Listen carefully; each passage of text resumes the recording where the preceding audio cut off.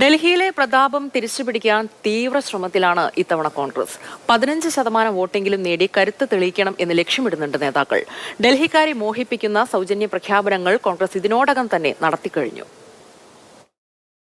കുടുംബത്തിന് 25 ലക്ഷം രൂപയുടെ ആരോഗ്യ ഇൻഷുറൻസ്, സ്ത്രീകൾക്ക് മാസാമാസം 2500 രൂപ വീതം, 500 രൂപയ്ക്ക് ഗ്യാസ് സിലിണ്ടർ, 300 യൂണിറ്റ് സൗജന്യ വൈദ്യുതി, സൗജന്യ റേഷൻ കിറ്റ്, തൊഴിൽ രഹിതരായ യുവജനങ്ങൾക്ക് മാസാമാസം 8500 രൂപ വീതം.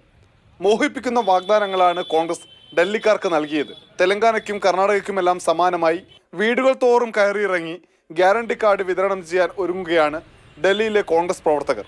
അധികാരം നഷ്ടപ്പെട്ട് ഒരു പതിറ്റാണ്ട് കഴിയുമ്പോൾ ഒറ്റ സീറ്റിൽ പോലും ജയിക്കാൻ കഴിയാതെ 4% വോട്ടിലേക്ക് വീണ കോൺഗ്രസ് ഇത്തവണ സജീവമാണ്.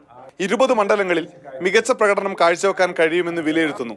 കഴിഞ്ഞ നഗരസഭാ തിരഞ്ഞെടുപ്പിൽ ഒറ്റയ്ക്ക് മത്സരിച്ച് 13% വോട്ട് നേടാനായത് പാർട്ടിയുടെ ആത്മവിശ്വാസം വർദ്ധിപ്പിക്കുന്നു.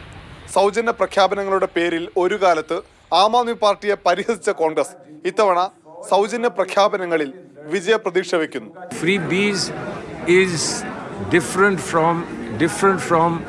from party to party, from moment to moment. Free bees that gives incentive to productivity and incentive to greater participation in productivity are not wrong.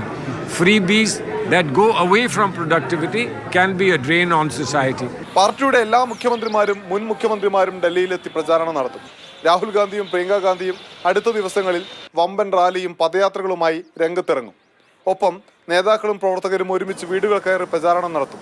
Congress പിടിക്കുന്ന വോട്ടുകൾ ആം ആദ്മി പാർട്ടിക്ക് വലിയ നഷ്ടമുണ്ടാക്കുമെന്നും BJPയെ സഹായിക്കുമെന്നും വിലയിരുത്തലുകളുണ്ട്. എന്നാൽ ഇത്തരം വിമർശനങ്ങൾക്കൊന്നും ചെവി കൊടുക്കാതെ പാർട്ടിയെ വളർത്തുന്നതിൽ ശ്രദ്ധ കേന്ദ്രീകരിക്കുകയാണ് കോൺഗ്രസ്. ഡൽഹിയിൽ നിന്ന് അനൂപ് ദാസ്, മാതൃഭൂമി ന്യൂസ്.